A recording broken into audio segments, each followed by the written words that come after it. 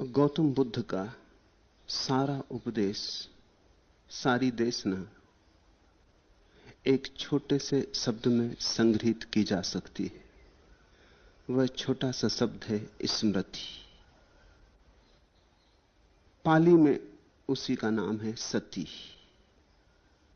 और बाद में मध्ययुगीन संतों ने उसी को पुकारा सुरति।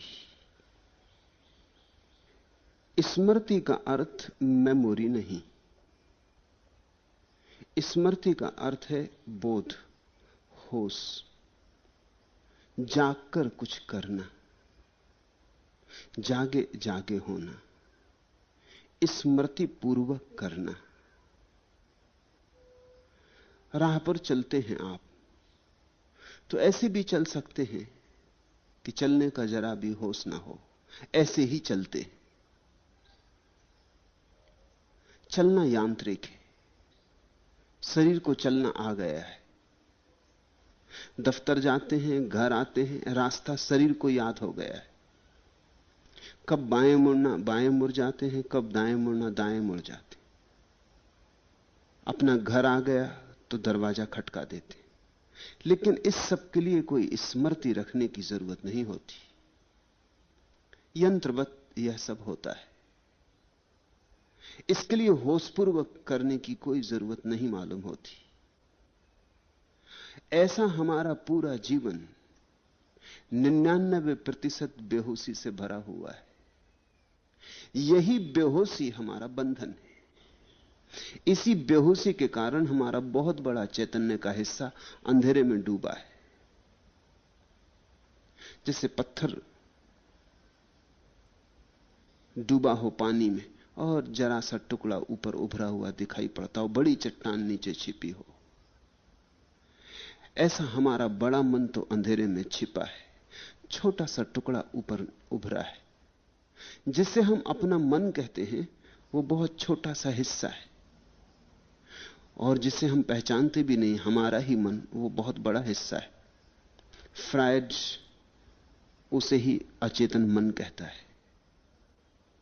बुद्ध कहते हैं उस अचेतन मन को जब तक चेतन न कर लिया जाए, जब तक धीरे धीरे उस अचेतन मन का एक एक अंग प्रकाश से न भर जाए, तब तक तुम मुक्त न हो सकोगे। तुम्हारे भीतर जब चेतना का दिया पूरा जलेगा, तुम्हारे कोने कांतरों को सभी को आलोक से मंडित करता हुआ, तुम्हारे भीतर एक खंड भी न रह जाएगा अंधेरे में दबा, तुम परम प्रकाशित हो उठोगे। इस दशा को ही बुद्ध ने समाधि कहा है। समाधि जड़ता का नाम नहीं, समाधि बेहोश हो जाने का नाम नहीं। जो समाधि बेहोशी में ले जाती हो उसे बुद्ध ने जड़ समाधि कहा है, उसे मूढ़ता कहा है। तुम समाधि में गिर पड़ो मूर्छित होके, तो बुद्ध उसे समाधि नहीं कहते। इसलिए बुद्ध की बात आधुनिक मनोविज्ञान को बहुत रुचती है। आधुनिक मनोविज्ञान भी उस जड़ समाधि को हिस्टेरिया कहेगा। वो बेहोशी है। तुमने जो थोड़ा सा होश था वह भी खो दिया। शांति मिलेगी उससे भी, क्योंकि उतनी देर के लिए बेहोश हो गए तो चिंता ना रही। उतनी देर के लिए सब विलुप्त हो गया। घंटे भर बाद जब तुम होश में आओगे तो तुम्हें लगेगा कि बड़ी शांति थी, लेकिन वैसी ही शांति जैसी गहरी नींद में हो जाती। पर गहरी नींद समाधि तो नहीं। समाधि और गहरी नींद में थोड़ा सा समानता है। इतनी समानता है कि गहरी नींद में भी सब शांत हो जाता है, समाधि में भी सब शांत हो जाता है। लेकिन गहरी नींद में शांत होता है चेतना के बुझ जाने के कारण, और समाधि में शांत होता है चेतना के पूरे जग जाने के कारण। इसे ऐसा समझो कि मनुष्य के जीवन में तब तक तनाव और बेचैनी रहेगी जब तक मनुष्य का कुछ हिस्सा चेतन और कुछ अचेतन। तो दो विपरीत दिशाओं में आदमी भागता है, चेतन और अचेतन। अचेतन अपनी तरफ खींचता, चेतन अपनी तरफ खींचता। इस रस्सा कसी में आदमी की चिंता पैदा होती, संताप पैदा होता, एंग्विश पैदा होता है। चेतन की माने तो अचेतन नाराज हो जाता है, अचेतन की माने तो चेतन नाराज हो जाता है, अचेतन की माने तो चेतन बदला लेता है, चेतन की माने तो अचेतन बदला लेता है। जैसे समझो, एक सुंदर स्त्री जा रही राह से और तुम्हारा मन लोभायमान हो गया, तुम कामातुर हो गए। ये अचेतन से आ रहा, ये तुम्हारी पशुता का हिस्सा है। ये उस जगत की खबर है जब न कोई नीति थी, न कोई नियम थे। ये उस चैतन्य की खबर है जैसा पशुओं के पास है। जो भला लगा, जैसा भला लगा, कोई उत्तरदायित्व न था। अचेतन कहता है इस स्त्री को भोग लो, चेतन कहता है नहीं, नीति है, मर्यादा है, अनुशासन है, तुम विवाहित हो, तुम्हारे बच्चे हैं। अब अगर तुम चेतन की मानो तो अचेतन बदला लेता है। अचेतन दुखी होता है, तिलमिलाता है, परेशान होता है, तुम उदास हो जाते हो। इसलिए पति उदास दिखाई पड़ते हैं, पत्नियां उदास दिखाई पड़ती हैं। अचेतन बदला लेता है। तुम किसी तरह अचेतन को दबा के उसकी छाती पे बैठ जाते हो, कहते हो नहीं ये ठीक नहीं, ये करने योग्य नहीं, इसलिए नहीं करेंगे, ये कर्तव्य नहीं, इसलिए नहीं करेंगे। मगर भीतर बात तो उठ गई है, भीतर वासना तो जग गई है। तुम दबा के बैठ जाओगे, तुम सांप के ऊपर बैठ गए, लेकिन सांप भीतर जिंदा है और कुल बुलाएगा, सपनों में सताएगा। रात जब नींद में सो जाओगे तब शायद ही किसी को अपनी पत्नी का सपना आता हो, दूसरे की स्त्रियों के सपने आते, शायद ही अपने पति का सपना आता हो। भारत में सती की जो परिभाषा थी वही थी, जिस स्त्री को सपने में भी अपने पति के अतिरिक्त किसी की याद ना आती हो उसको हम सती कहते थे। ये बड़ी अनूठी परिभाषा थी, ये बात बड़ी कीमत की है। सपने में कसौटी है, जागने में ना आती हो ये कोई बड़ी बात नहीं, क्योंकि जागने में तो हम संभाल के बैठे रहते, चेतन को मान के चलते हैं, अचेतन को पीछे धकाए रहते हैं, उसे अंधेरे में डाले रखते हैं। असली कसौटी तो तब है जब नींद में भी पर की याद ना आए। नींद में कैसे दबाओगे? नींद में तो तुम हो ही नहीं, तुम तो सो गए, तुम तो बेहोश हो, दबाने वाला मौजूद ना रहा, लड़ने वाला मौजूद ना रहा। तो नींद में तो जो अचेतन है वो खुल के खेलेगा। दिन में हत्या करनी चाहिए थी, नहीं कर पाए, रात नींद में हत्या कर दोगे। दिन में चोरी करनी चाहिए थी, नहीं कर पाए, नीति थी, धर्म था, नरक था, स्वर्ग था, साधु संत थे, रुक गए, प्रतिष्ठा थी। लेकिन रात नींद में न तो न साधु संत हैं, न शास्त्र हैं, न स्वर्ग है, न नरक है। अचेतन पूरा मुक्त है। और यह अचेतन कभी कभी चेतन में भी धक्के मारेगा, अगर अवसर मिल जाए तो धक्के मारेगा। इसलिए सारी दुनिया में हमने इसकी व्यवस्था की कि आदमी को अनैतिक होने का अवसर न मिले, तभी वो नैतिक रहता है। समझो कि जो दूसरी स्त्री तुम्हें प्रीति कर लग गई, ये एक जंगल में तुम्हें मिले, न पूना के रास्ते पर मिले, जंगल में मिले जहां दूर दूर तक, मीलों तक कोई नहीं, तुम दोनों ही अकेले हो, तब अपने को रोकना कठिन हो जाएगा। बस्ती में, बीच बस्ती में प्रतिष्ठा का सवाल था, पुलिस का सवाल था, अब यहां तो कोई सवाल नहीं। समझो कि यह स्त्री जंगल में नहीं, तुम दोनों एक नाव में डूब गए हो और एक द्वीप पर लग जाते हो जहां कोई भी नहीं और कोई कभी नहीं आएगा। न पत्नी को खबर लगेगी, न समाज को खबर लगेगी, अब कोई आने वाला नहीं। तब तुम अचेतन की मान लोगे, तब तुम चेतन की फिक्र ना करोगे।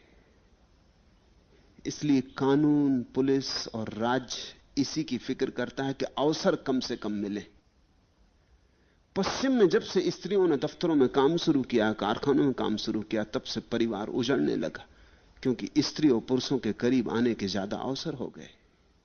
पूरब में यह खतरा कम है, क्योंकि स्त्री को अवसर ही नहीं है। स्त्री घर में बंद है, उसे कोई मौका नहीं है कि वो किसी के संपर्क में आ सके। पूरा समाज पुरुषों का समाज है, स्त्रियां तो बंद हैं। मगर यह अवसर को छीन लेने से अचेतन बदलता नहीं, सिर्फ रिप्रेशन हो गया, सिर्फ दमन हो गया। और जिसका दमन कर दिया है वो भीतर बैठा है, सुलग रहा है, और किसी भी दिन, किसी मौके पर, किसी क्षण में, किसी कमजोरी में फूट पड़ेगा। इसलिए आदमी पागल होते हैं। पागल होने का इतना ही अर्थ है कि अचेतन ने बहुत दबाया गया, इसका बदला ले लिया चेतन से। एक दिन उसने तोड़ दी सब सीमाएं, सब मर्यादाएं, निकल भागा, सब नियम उखाड़ के छूट ले ली, पागल होना अचेतन का प्रतिकार है।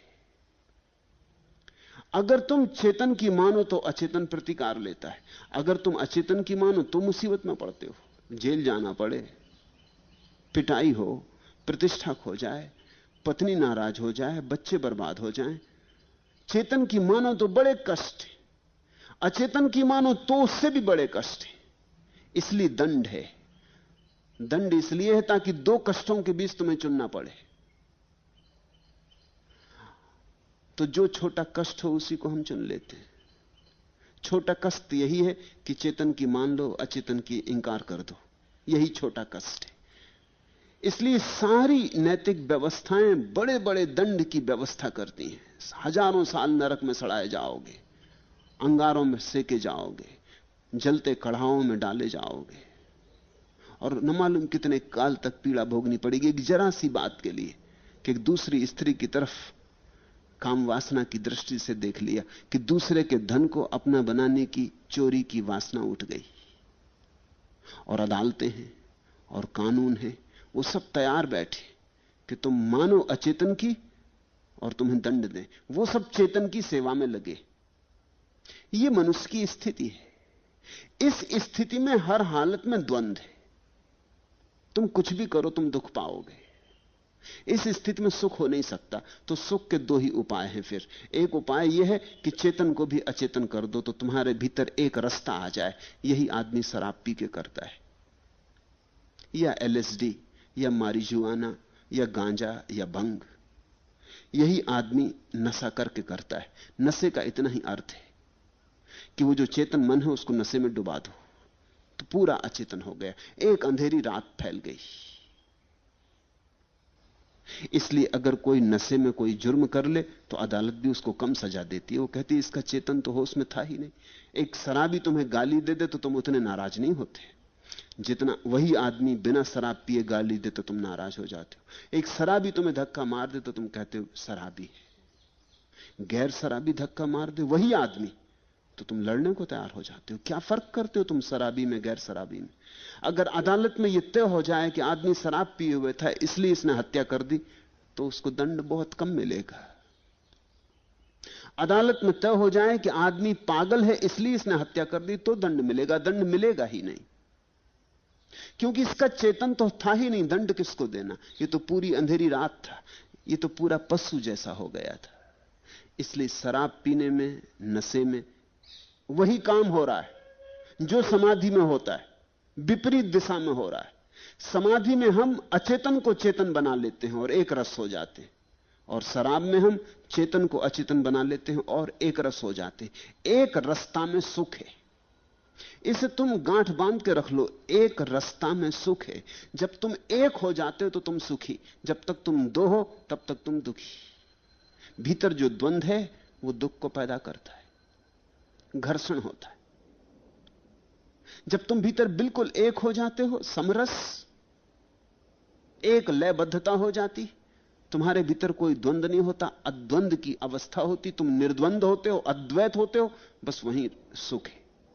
इसलिए सभी ध्यानियों ने शराब का विरोध किया है। तुम समझ लेना क्यों विरोध किया है। सभी ध्यानियों ने शराब का विरोध किया है।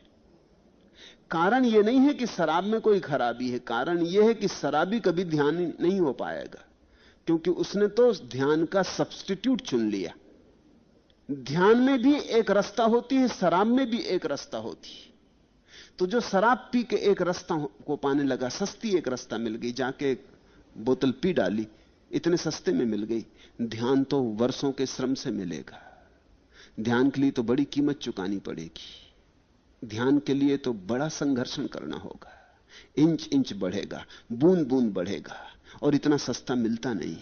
महंगा सौदा है, लंबी यात्रा है, पहुंचेंगे नहीं पहुंचेंगे पक्का नहीं है। पहाड़ की चढ़ाई है। शराब तो उतार है, जैसे पत्थर को ढकेल दिया पहाड़ से, बस एक दफा धक्का मार दिया काफी, फिर तो अपने आप ही उतार पर उतरता जाएगा, खाई खंदक तक पहुंच जाएगा। जब तक खाई ना मिले तब तक रुकेगा ही नहीं। धक्का मारने के बाद और धक्काने की जरूरत नहीं है। लेकिन अगर पहाड़ पर चढ़ाना हो पत्थर को, ऊर्ध्व यात्रा करनी हो, तो धकाने से काम ना चलेगा, धकाते ही रहना पड़ेगा जब तक कि चोटी पर ना पहुंच जाए। और तुमने जरा भूल चूक की कि पत्थर नीचे लुढ़क जाएगा। कहीं से भी गिरने की संभावना है। ध्यानी के गिरने की संभावना है, शराबी के गिरने की संभावना नहीं। यह बात देखते हो? इसलिए तुमने एक शब्द सुना होगा, योग भ्रष्ट। तुमने भोग भ्रष्ट शब्द सुना? भोगी के भ्रष्ट होने की संभावना नहीं, वो खड्डे में है ही, उससे नीचे गिरने का कोई उपाय नहीं। सिर्फ योगी गिरता है, भोगी कभी नहीं गिरता। भोगी गिरा ही हुआ है, वो आखिरी जगह पड़ा ही हुआ है। अब और क्या आखिरी जगह होगी? योगी गिरता है, योगी ही गिरता है। भोगी होने से तो योग भ्रष्ट होना बेहतर है। कम से कम चढ़े तो थे, इसकी तो खबर है। गिरे सही, चले तो थे, उठे तो थे, चेष्टा तो की थी, एक प्रयास तो किया था, एक अभियान तो उठा था, एक यात्रा, एक चुनौती स्वीकार तो की थी। गिर गए, कोई बात नहीं।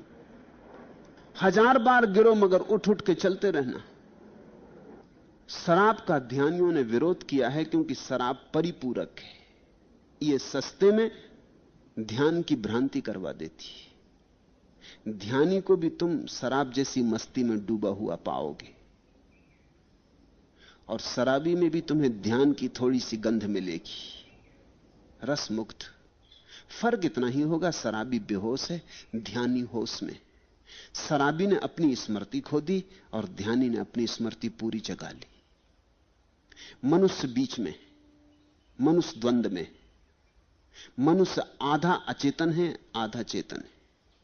शराबी पूरा अचेतन है, ध्यानी पूरा चेतन है। बुद्ध कहते हैं, अगर तुमने कोई ऐसी ध्यान की प्रक्रिया की हो जिससे तुम बेहोश हो जाते हो, तो वो ध्यान की प्रक्रिया शराब जैसी है, जड़ है। उससे सावधान, उस धोखे में मत पड़ना। कुछ ऐसा ध्यान साधो जिससे तुम्हारी चेतना जागे। उस जागने की प्रक्रिया का नाम है स्मृति, माइंडफुलनेस। तुम ऐसे जागरूक हो जाओ कि तुम्हारे भीतर कोई विरोध न रह जाए, एक प्रकाश, अखंड प्रकाश फैल जाए।